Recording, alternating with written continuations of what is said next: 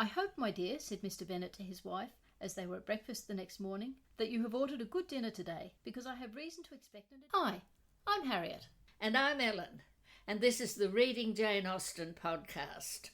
This week, we're doing chapters 13 to 18 of Pride and Prejudice. Have you got a one-sentence summary of these chapters? In this session, we're introduced to two new characters, Mr Colllins and Mr Wickham, in three social settings: the Bennet family home, the Phillips Melia in Meryton, and the ball at Netherfield, where Elizabeth nurtures her prejudice against Mr Darcy, and he, in spite of his pride, asks her to dance.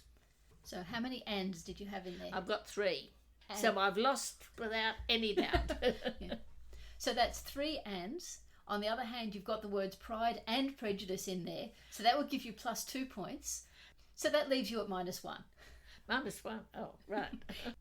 My sentence is, Mr Bennet surprises the family by telling them about the imminent arrival of his cousin Mr Colllins, who may turn them all out of the house when Mr Bennet is dead, and the girls also make the acquaintance of the gentleman-like Mr Wickham, who regales Lizzie with the story of his mistreatment by Darcy, but then doesn't turn up at the Netherfield Ball, at which Lizzie has to dance first with Mr Colllins and also Mr Darcy, who surprises her so much by asking her that she accepts even though she is determined to hate him. Oh, that's very good. That deserves lots of points. Well, I managed to have only 2 ands and 3 bits from Jane Austen. The bit about turning them out of the house, the bit about Wickham being gentlemanlike, and the bit about Lizzie being determined to hate Darcy. So that's -2 for the ands and +3 for the Austenisms, which is +1. Right. So, on to talking about the chapters themselves. Did you want to start? Well, what I've been trying to do at the beginning of each of these is to see what this little section contributes to the general love-marriage theme that runs through the book. So in the hope that we'll be able to work out at the end what Jane Austen's attitude to this whole topic was. And in this one, I think what is quite interesting, for the first time, she comes up with looking at what it means to be in love, because she's talking about both Jane and Bingley being in love, and she seems to assume that everyone knows what being in love is like. Not only do they know what being in love means, but they can pick it. So you've got people like Mrs Bennet and both the Lucases. They both seem to be assumed that Bingley and Jane are in love. And one starts to wonder, why didn't the Bingley sisters and Darcy notice it as soon as they did? Well, I think you mentioned that last time as well, but I think it's because Darcy says at one point he'd seen Bingley in love before, and he didn't think this was any different at first. Yes, I suppose that's it, yes. But it's quite interesting, though, again, from the social point of view, how Jane Austen assumes that everybody sees these things. These things are very publicly performed, and no one has to question what being in love is. Anyone can see it and pick it up. One of the things that really strikes me about the opening of this section is that Mr Bennet gives Mrs Bennet 0 notice that Mr Colllins is coming. He's known for 4 weeks, and he replied to Mr Colllins 2 weeks ago, but it's only today that he says, "And Mr Colllins is arriving today, I hope you've prepared a good dinner," which is really... Even though she's not doing the cooking herself, she has to give the housekeeper instructions and make the plans and decide what's been bought, and a bit more notice might have been nice. Well, and she says she can't get any fish. What's she going to do? Yeah. But, I mean, it's just, again, part of Jane Austen's description of what can go wrong when people are not suited to one another in a marriage. And it's part of the whole performance that the Bennets have worked out between them of how they carry on in these occasions. One of the things that struck me as I went through these, though, was how suddenly rounded Lydia becomes, how she leaps out of the page. She's only 15 and she's pursuing these officers. And I think Jane Austen says at some point that, in fact, she'd always been a bouncing sort of girl, but when the officers came and she talked to them and they responded, she suddenly was overcome with confidence. Almost like she's discovered sex appeal, or men. Well, that she's got it, I think, more than anything else, that she's always been a bossy girl who said what she thought, but suddenly here are these men responding to her. And I do kind of wonder, why are they responding so positively? Because she's only 15. I know, well, that's the thing. I suppose if she says at some stage, but I'm the tallest, so perhaps she looks a lot more than 15. Perhaps she looks more like 17, and they're not very old, the officers. They're only in their early 20s, and they're not a particularly sensible lot anyway. But then Lydia is also very young, because of the other bit that comes up when they're playing, what's the game called? I don't think it names the game, but I think it's speculation. Yes, but anyway, where she sort of talks about all the fish she's won and how she was attracting all Wickham's attention, but then she got engrossed in the game. And all the way home, all she talks about is what happened to her in the game. So she's really very young in some ways. Another thing that Mr. Collins' letter made me think about, and I could be wrong on this, but do people think that the original version of First Impressions was actually written in the epistolatory style? Series of letters? No, I think that's more Sense and Sensibility. It was called Eleanor and Marianne. I don't know if Pride and Prejudice was. I could be wrong on that. Because there are a lot of letters in it read out in full. Obviously not just Darcy's big letter, but Mr. Collins' letter, and indeed the note that Miss Bingley sent to Jane. It has a lot of letters in it. It does sound like that. Yes, I'm probably wrong in thinking it's not there. There's this other fascinating thing. I think it's been stopped, but for a long time people used to call any sort of thank you letter a Colllins. They would say, I have to write a Colllins, when I wrote a Colllins. And I came across a reference to that from a diary from 1984, I think. Admittedly, it was a fairly old man who said, when I wrote a Colllins. It's just sort of, they don't appeal to me as funny as all that, but obviously they went down as high humour for quite a lot of the Jane Austen readers in the past. But the thing about that, I remember that being mentioned in Sheila K. Smith and G.B. Stern's book, Talking of Jane Austen. Yes. They talked about writing a Collins, which surprised me because I'd never heard the term before. But one of them says that how she'd often referred her friends to the thank you letter that Mr. Collins writes. And then when she went back through the book to try and find it herself, that's the one letter by Mr. Collins that isn't included in the book. His first letter to Mr. Bennet is read out in full, and then later on, after Lydia's elopement, his letter is read out in full. But his thank you letter, we get told he sent it, but it's not actually included in the book. And we also get told, he says to somebody at some point, I think he says, I will write you a thank you letter. Yeah. At some point. Yes, it's just an odd piece of folklore that's come out of the book that surprises you if you've never heard it. Yeah. But still going in 1984, which has staggered me. Yeah. Another thing that struck me, thinking about this more from the earlier chapters, is the amount of foreshadowing Jane Austen has done in the early part of this book. So we've had, right early on, Charlotte's comment on marrying without knowing much about your partner, which Elizabeth says Charlotte would never do herself, but of course she does. Yes. And then also Charlotte's very perceptive comment about Jane's feelings not being obvious to everyone, which again we learn later is what happened, but we don't know that at the time. Then in the evening at Netherfield, where Bingley talks about leaving abruptly and how easily he could be talked into changing his mind by other people. Again, that's something that happens. Yes. And lastly, when Elizabeth has said to her mother, I believe, ma'am, I may safely promise you never to dance with Mr. Darcy. Yeah. And she does. All these setting up some foreshadowings, which I don't think happens so much in Jane Austen's other books. I can't think of any. Well, when you think about it, it's probably because she knew the book so well. She'd written it so long ago, and she'd loved it ever since, because she calls it My Darling Child at some point, as she's rewriting it. Yeah. So it's probably that, she doesn't mind giving hints when they're appropriate. Well, no, one of the things that these chapters have made me rather change my mind about is something to do with the title. I've always thought, yes, you can sort of say it's a book about pride, but what's this about prejudice? Elizabeth wasn't particularly prejudiced. And then we come to her meeting with Wickham and her immediately leaping on what Wickham says about how awful Darcy is, and she's saying, I'm justified.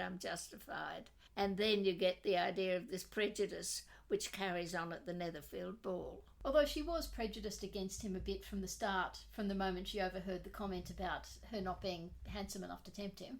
Yeah, was that being prejudiced or was she just disliking him? Well, I suppose.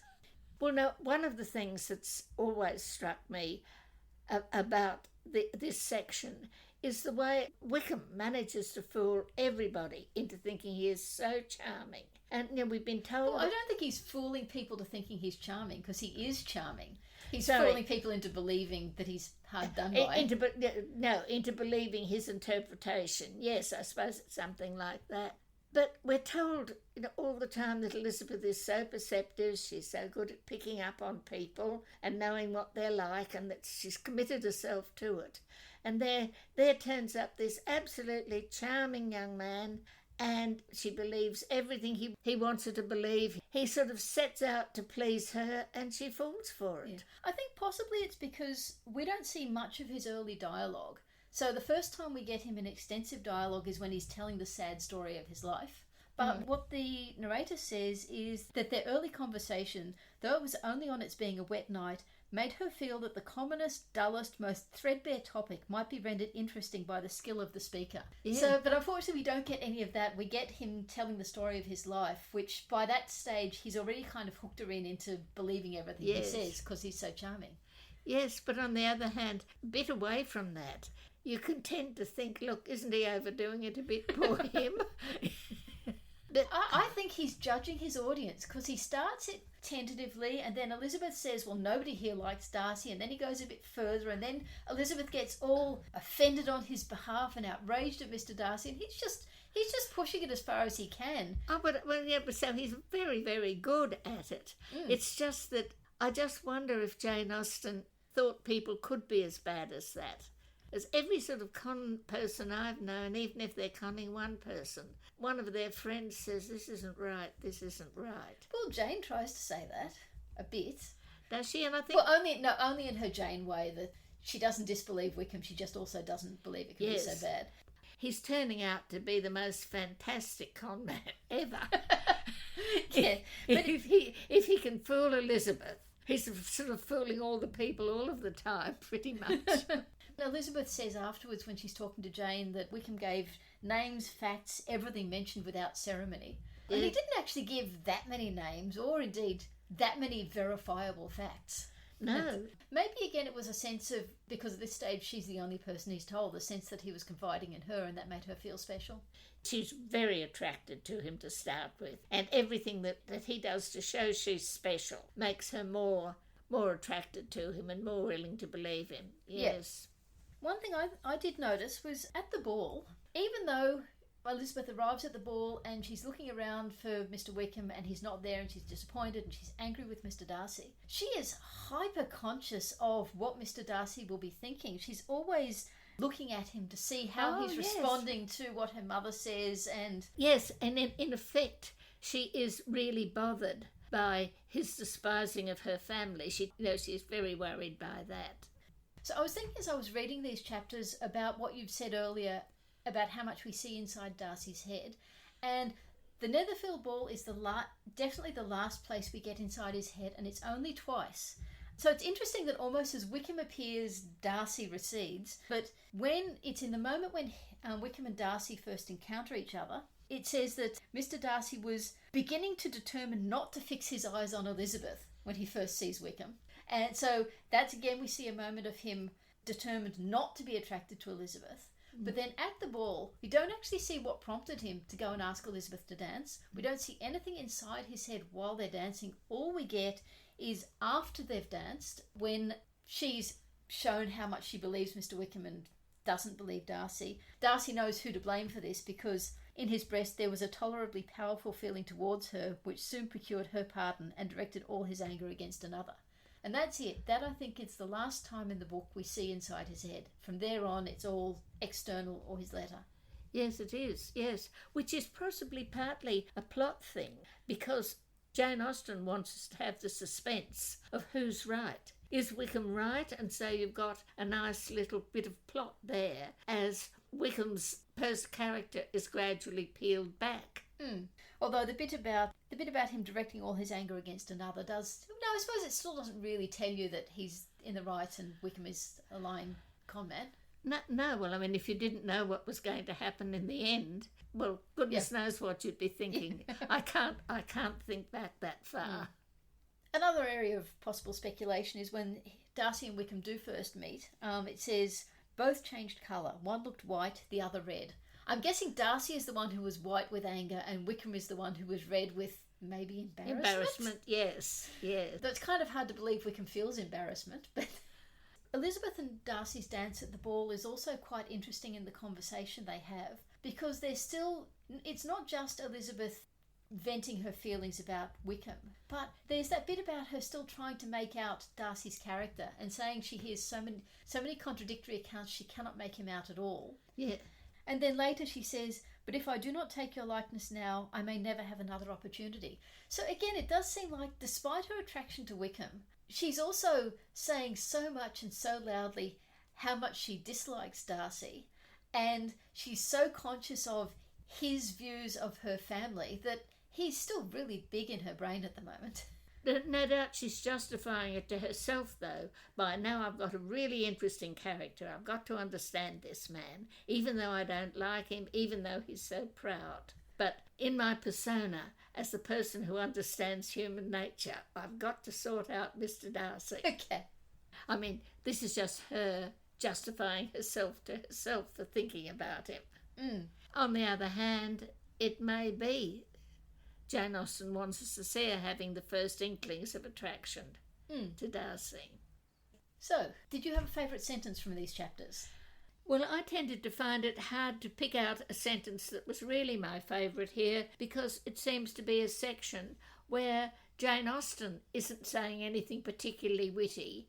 There was one sentence from Elizabeth, though, that carries some of this sort of Jane Austen wit. This is after Jane has just said that both Wickham and Darcy must have got things at odds, and interested parties Have misrepresented them to each other. misrepresented them, yes. Very true indeed. And now, my dear Jane, what have you got to say on behalf of the interested people who have probably been concerned in the business? Do clear them too, or we shall be obliged to think ill of somebody. What's your sentence? Well, I actually did find some amusing authorial comments, but I think my favourite, and it's one I'd never really noticed before, it's when the girls are walking into Meryton, and it's talking about Kitty and Lydia, and it says, their eyes were immediately wandering up in the street in quest of the officers, and nothing less than a very smart bonnet indeed, or a really new muslin in a shop window could recall them.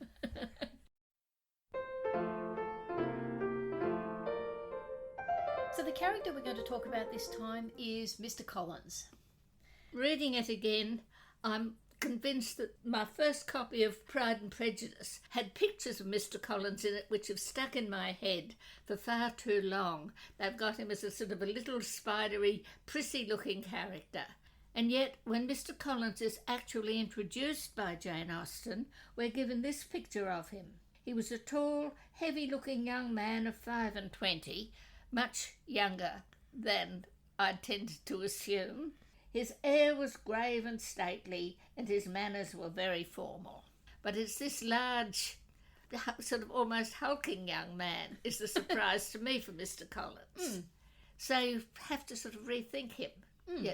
Yeah, I said when we were talking about Mrs. Bennet that she's more broadly drawn than a lot of the other characters. But Mr. Colllins is that again. He's even much more. And I remember in Sheila K. Smith and G.B. Stearns talking of Jane Austen, which I think I mentioned earlier, well, one of them comments that Mr. Colllins and Lady Catherine are like a pair of Toby jugs amongst Dresden china.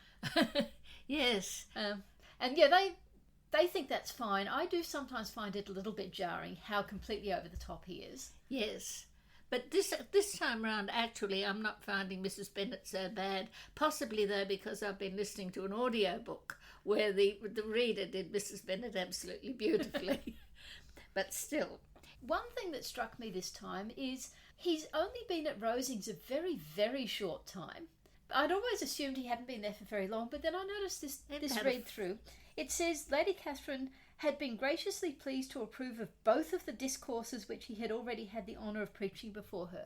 Does that mean he's only actually been there for a couple of weeks? I think there's another phrase that says he's only been there a couple of weeks. And so it's one of the things that sort of makes you wonder a bit. The question sort of is, where did they meet?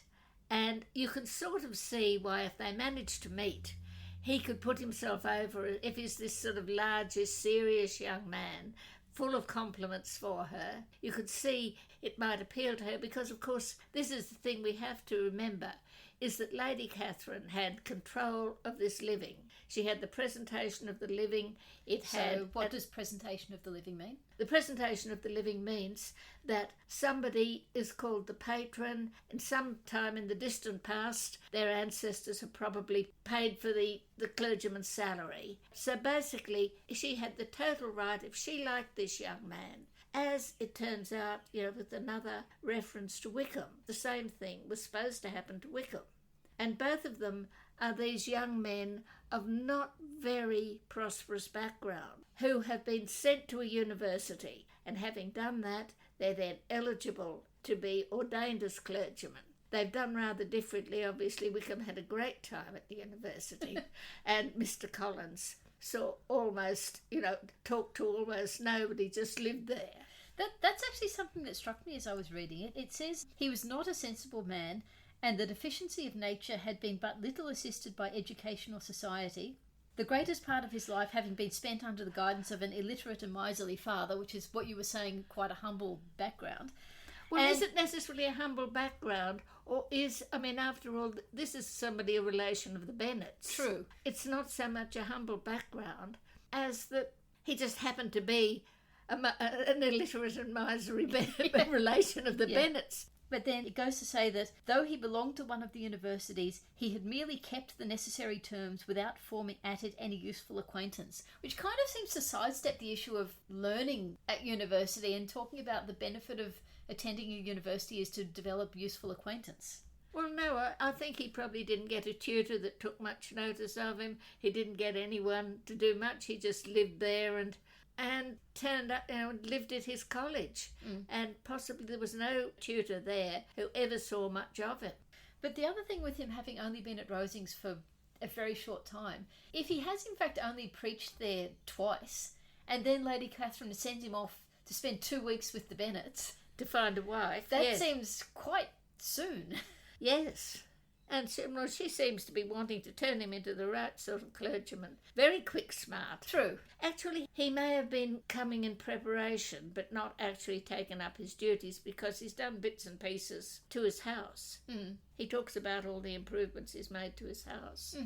Actually, there's another, I think, really funny authorial comment in relation to Mr Colllins. Oh, yes. Where it talks about his plan to marry one of the Bennet girls. And it says, this was his plan of amends, of atonement for inheriting their father's estate, and he thought it an excellent one, full of eligibility and suitableness, and excessively generous and disinterested on his own part. Yes, that is nice, isn't it? Yes, and that is Jane Austen being his sort of acerbic wit is there, yes. I think it's also worth pointing out that he's presented as a figure of fun, as a very exaggerated character. Yeah. And certainly Mr Bennet and Elizabeth both find him amusing. Mr Bennet delights in the fact that he's not at all a sensible man. Elizabeth and Jane also can see he's not a sensible man. But Mrs Bennet seems quite impressed by him, and Mrs Phillips is most definitely impressed by him and wants to tell all her friends and relations about him. Yeah, but I think, partly again, that sort of explains why he got the living anyway. He knows how to make himself sort of really appreciated by middle-aged women. He knows how to flatter them. And, he knows he's flattering Lady Catherine, but he thinks it's his job. He thinks it's his job to be complimentary to her, so he goes and sees Mrs Phillips and he's complimentary to her. He's also complimentary to Mrs Bennet. And he sort of charms the three of them. Okay. Whereas he certainly doesn't charm Elizabeth or Charlotte. So I guess one thing to wonder is he's not a sensible young man, as Jane asks and Mr Bennet confirmed. But Charlotte, when she marries him, is a very sensible young woman, and she will probably manage to retain some of the worst of his excesses, do you think? Oh, I think so, yes. Well, she'll work out how to handle him. It'll be a marriage rather like the Bennets, where she's making the best of it and, up to a point, keeping him under control. But I think the difference is we assume that with the Bennets' marriage, Mr Bennet married Mrs Bennet because Well, he was in love with her. Yeah. Yes. Well, he was terribly attracted to her. Yeah. Whereas Charlotte has married Mr. Colllins knowing exactly what he is and having taken the decision to do it.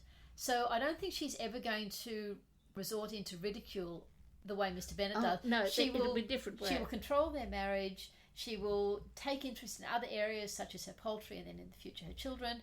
But I think she will still help keep him gainfully employed, not making enemies, that sort of thing. Whereas, there's a hint, well, there's more than a hint. If Charlotte hadn't come in, he would have moved from Elizabeth on to Mary. And I'm not sure that would have worked very poor well. Mary, it would have been terrible for Mary. Yeah. Because he wouldn't have admired her, really. And she would have found it hard.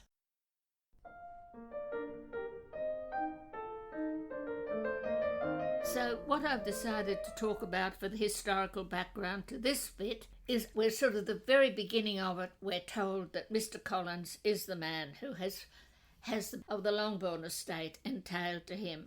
Now, what one has to understand in all this stuff about inheritance is that primogeniture, the handing on to the eldest son, though it was very customary, it was only custom, it was not law. Which is, of course, how we'll see Lady Catherine, her estate will go to her daughter because she doesn't believe in leaving them away from the female line. That's right, yes, and some people did and some people didn't. But the whole point was that what the law actually held at this particular date was that if a man died intestate, half his property should go to his widow and the other half should be divided between his children.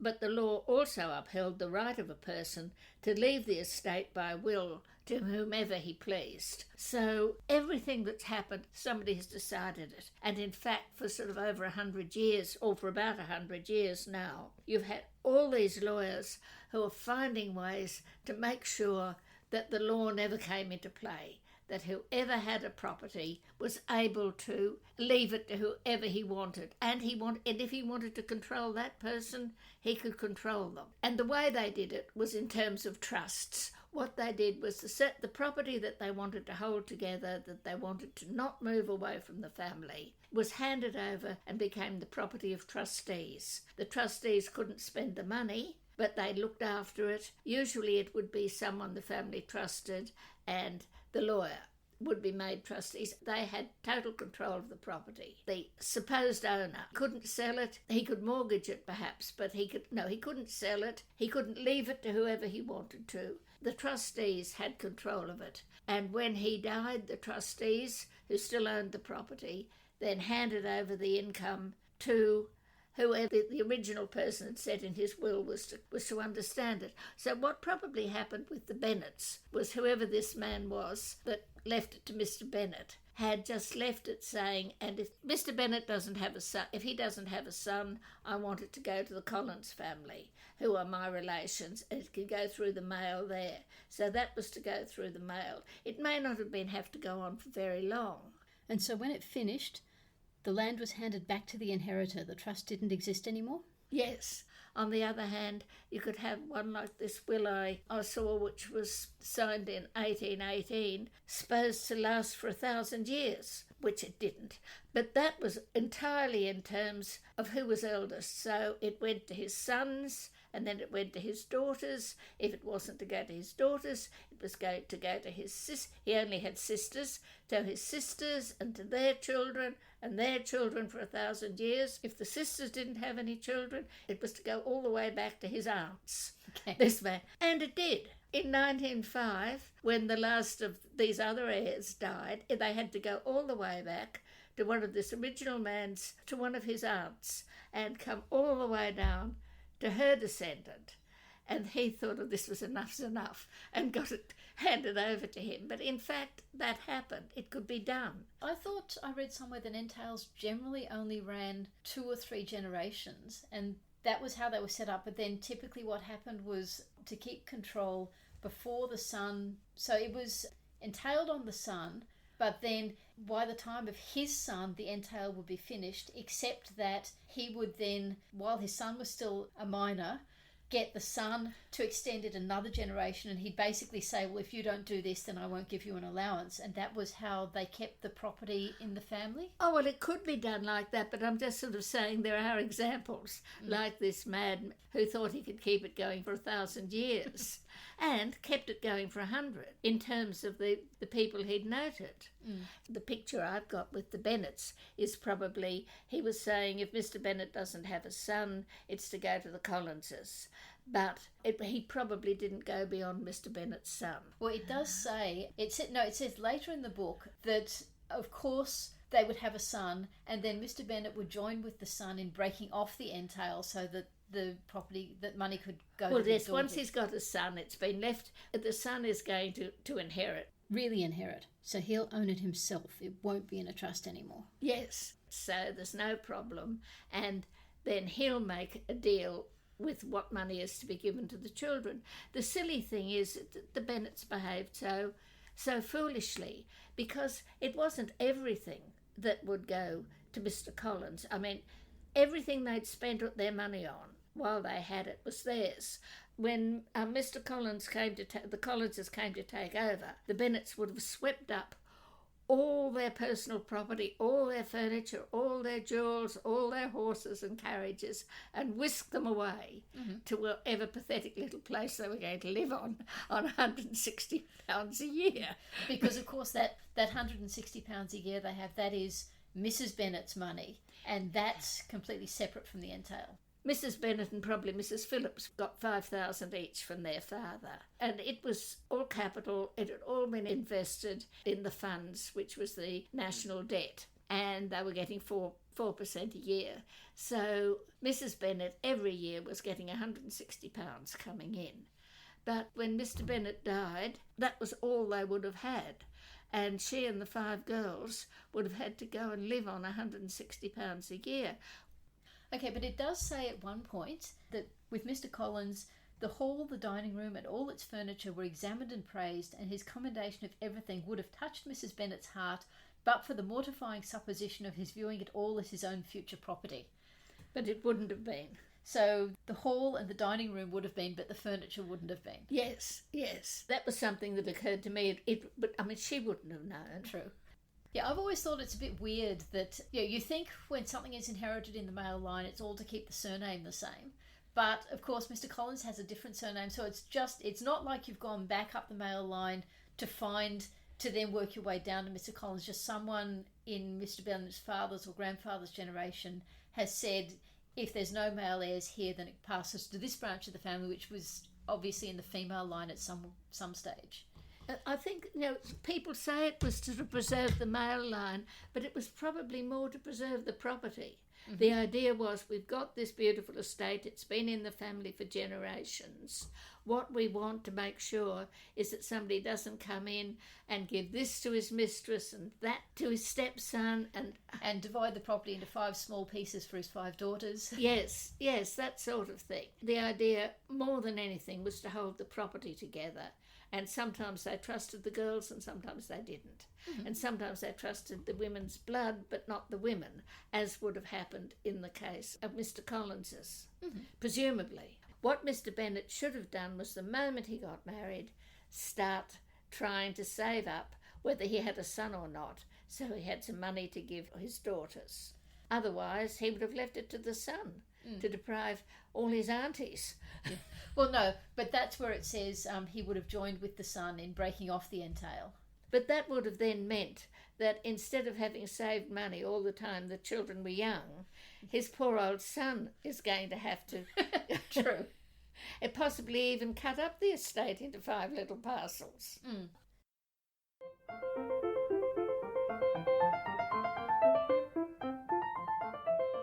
So talking about the pop culture adaptations, I'd like to start by just looking at how they treat Mr Colllins, since we were talking about him earlier, and particularly talking about how how the illustration in your book gave you one impression of him, and how they do in fact treat that heavy-looking man of about 25.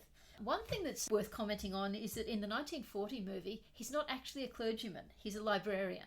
Really? And the reason for that, I believe, is because the Hollywood production code back in those days. It was a voluntary code that filmmakers chose to abide by, and one of the aspects of the code was not showing the clergy in a poor light. So, which is a bit hard if you're going to do 19th century literature. Yes. So he's made a librarian, and he is drawn very broadly. He's also drawn very broadly in the 1980 TV series, but in that one, in most of them, he's too old. He's never 25. Yes. But in the 1980 version, he is quite a large man, so he is quite solid looking, although he seems closer to being Mr. Bennet's contemporary than to being the girl's contemporary. Yes. But he is treated as a figure of fun. He's probably, if anything, even more over the top in 1995. Again, he's a bit too old. He's not tall and chunky, but he's not skinny either, like the picture in your book. But he's very, very subservient. He's always slightly hunched over. Sort of Uriah Heepish. Yes. Sort of rubbing his hands together. Yes, not quite. Speaking in a half whisper whenever he refers to Lady Catherine de Bourgh. And another funny thing they do in 1995 is his letter to Mr. Bennet. They start out by Mr. Bennet is reading the letter aloud, and then it sort of cuts over to Mr. Colllins doing voiceover, and you see some shots of the church and Lady Catherine and her daughter coming out, so you get faces to put to them. But then the letter continues on past what was in the book, and he gives this very detailed description of how he plans to travel. He's going to use his own modest equipage for the first part of the journey, and then he's going to do this, and then he's going to do that. It's like the railway timetables. It's very funny, but it sets him up as a very over-the-top character, and you have that again and again. He's so much of the dialogue from the book is given to him, and he delivers it in this Uriah Heepish way. By contrast, when we were talking about Mrs. Bennet, how the 2005 movie occasionally treated her with an element of pathos, you kind of see the same thing with some of the other characters in the 2005 movie. So Mr. Colllins has far less dialogue. He's probably still too old, but closer to the right age, but he's actually quite a small man. The actor is very short. So you sort of see him as being the kind of person who's always being overlooked. And you have him trying to have a conversation with Lizzie at the ball, and she's simultaneously having a conversation with Jane about Wickham, so she's kind of ignoring everything he says. And you even have a moment where he's sort of looking quite forlorn at the ball. In the book, he never notices. No. So that's actually something that I'd sort of forgotten, aside from Mrs. Bennet. The 2005 movie does take some of these minor, particularly comic characters and tries to show they're people too. So you get this with Mr. Colllins a little bit. You also get it with Mary, just a little bit. For a start, you see that Mary would have liked Mr. Colllins to dance with her at the ball, and is quite disappointed that he's not going to, or not going to dance with her first. Well, that was lovely to put that in. But also, you still have Mr. Bennet pushing her away from the piano, but later on, you see her crying in Mr. Bennet's arms and him comforting her, and she's saying, I've been practicing all week. Yes, and it really is. That's a sweet. I mean, it's a sweet idea. Yeah, it's not something Jane Austen did, but then that's kind of a feature of the 2005 movie. A lot of it is not Pride and Prejudice, which I'm going to talk about more, particularly when we talk about Darcy. But it's interesting, these different interpretations of Mr. Colllins. Although one thing that gets featured frequently is references to Fordyce's sermons. All right. In the 1995 version, when Mr. Colllins is talking to Elizabeth in the garden and she would rather be talking to Wickham, Jane comes rushing out and says, Mary needs your assistance with Fordyce's sermons. She has something she can't quite make out. And it's mentioned again in 2005. I forget the context. Now, another character possibly worth talking about in the interpretations is Wickham, because you were saying how he's such a con man and why doesn't Elizabeth see through him? Yes. And to be honest, most of the film adaptations have real difficulty in making it believable that Elizabeth doesn't see through him. So the film versions give him the con man aspect, do they? The film versions, he might as well have I am a con man tattooed on his forehead. Oh, right. It's so hard to believe that Elizabeth would fall for him. And in many cases, he's not attractive enough either. In 1995, he's very much a sub-Darcy. He's also dark like Darcy, but he's just not attractive and he's a little bit smarmy. Well, in fact, of course, it should be the opposite, that he should be charming without overdoing it, whereas Darcy is too withdrawn. Yeah. And Wickham is absolutely charming. He's lovely to people, but he doesn't overdo it. He's not like Mr. Colllins, paying little compliments. Yeah. One of the things you don't get in the earlier miniseries versions, and I think you don't get it either in the 1940 movie, but you do get in the 2005 movie, and you do get in some of the modernisations as well, is you get a bit more dialogue between Wickham and Elizabeth. So the 2005 movie gives you this little scene in a draper's shop where he's just making jokes and being amusing with her before he's launched into "I was so victimised by Mr Darcy." Oh, right. And you're in the which is definitely in the subtext of the book. Yeah.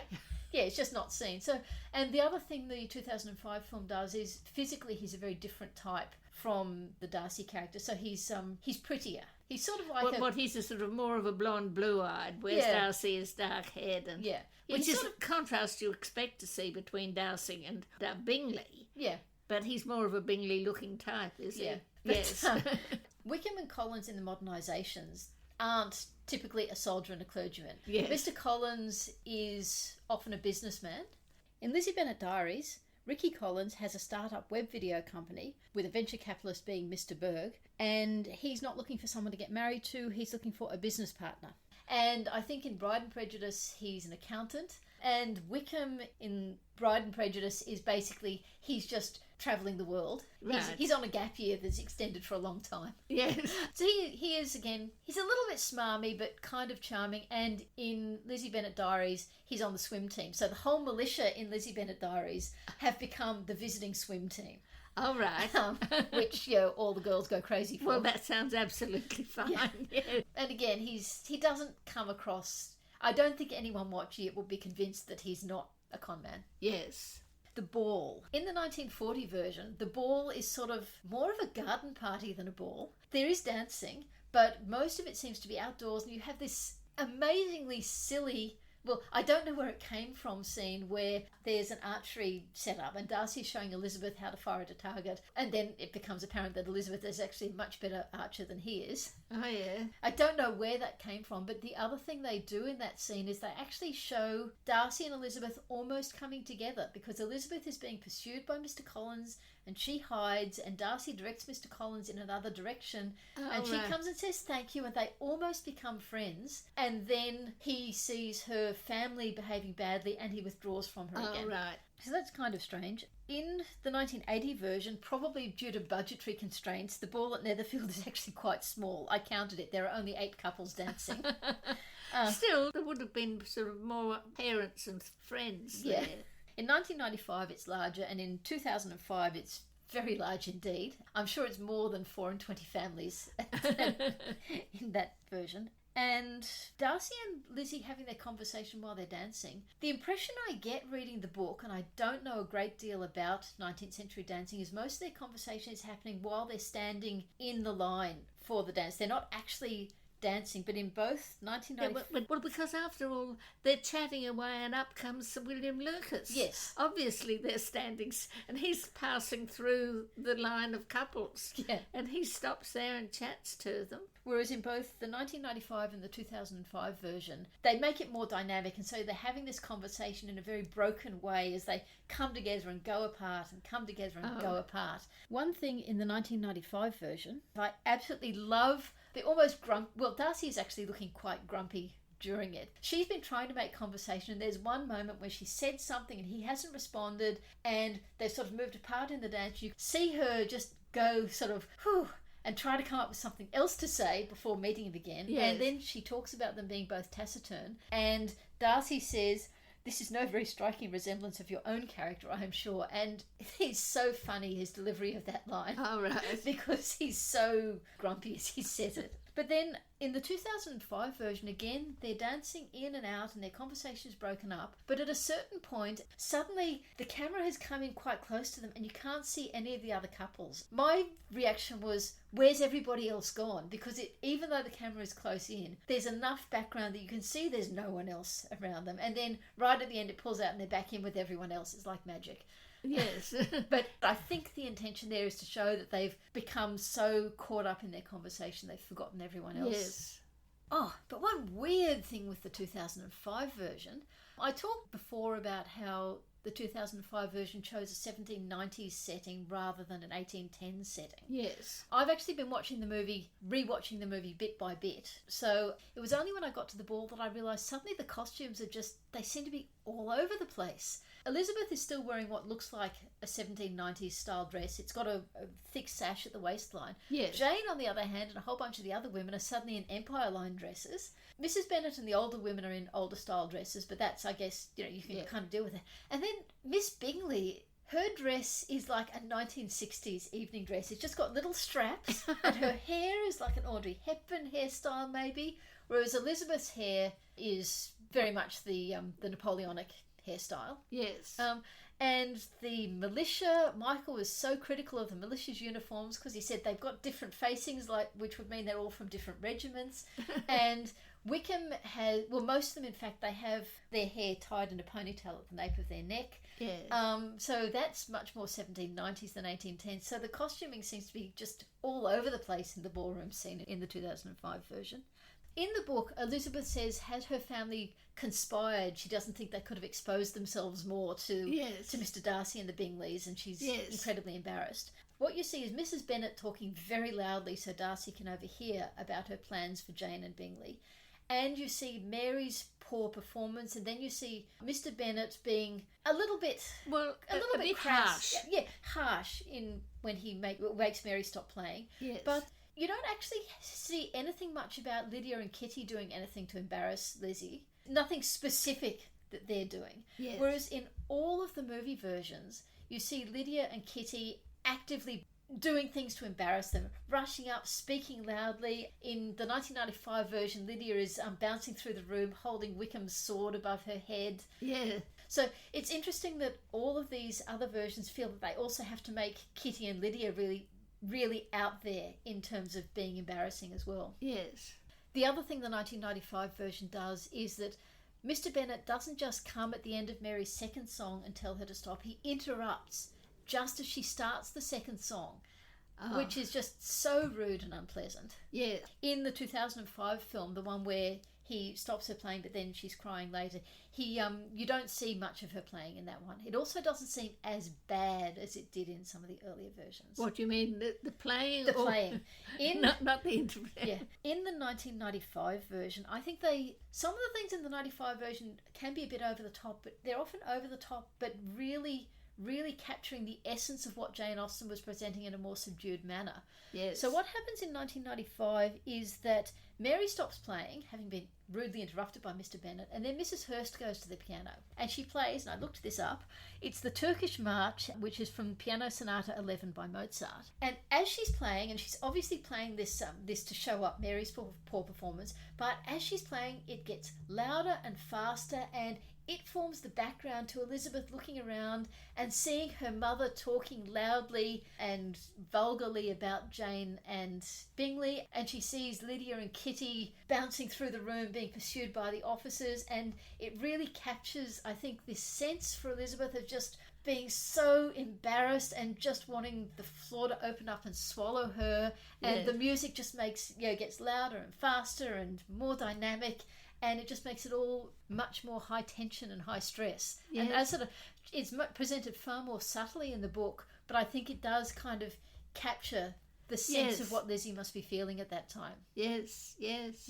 But yes, Andrew Davis' screenplay is not always known for subtlety, which we'll be talking about later.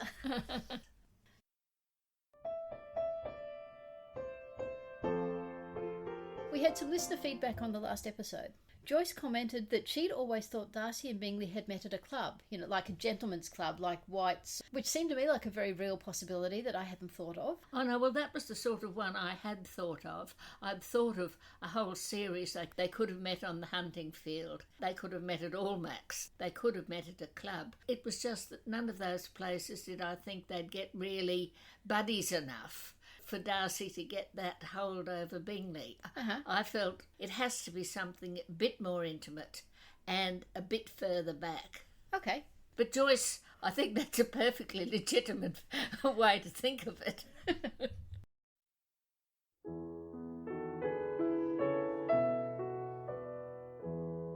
You've been listening to the Reading Jane Austen podcast with me, Ellen. And me, Harriet. Next time, we're going to be doing chapters 19 to 26 of Pride and Prejudice.